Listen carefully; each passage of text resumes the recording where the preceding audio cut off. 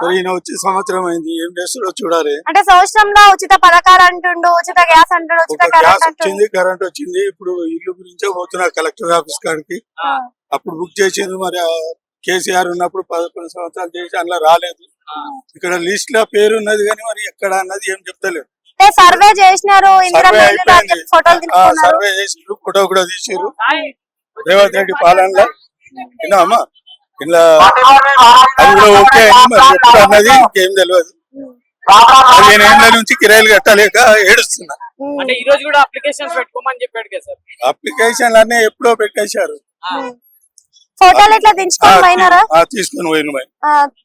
వస్తాయి అని అంటున్నారు. ప్రభుత్వం వచ్చినాక తీసుకుని పోయిన పాతది ఉన్నది నా దగ్గర కేసీఆర్ది. మరి అది ఎక్కడ ఇస్తారు ఏంటిది అన్నదే తెలుసుకోవడానికి ఇప్పుడు వెళ్తున్నా నేను కలెక్టర్ ఆఫీస్. అయ్యింది 4వ విడత ఎలక్షన్ డిక్లేర్ కాగానే ఆపేసారు. పోయి అడిగినాం, లిస్ట్ లో పేరున్నది, ఎక్కడ ఇస్తారు ఏంటిది అన్నది తిరిగి తిరిగి నా చెప్పులు అరిగిపోతున్నాయి. రెస్పాన్స్ అవ్వట్లేదు. వెళ్తున్నాం కనుక్కొని మళ్ళీ ఈసారి వస్తుందని ఎక్స్పెక్ట్ చేస్తున్నారా? మరి వస్తుందని హోప్ చేస్తున్నాం. Thank you.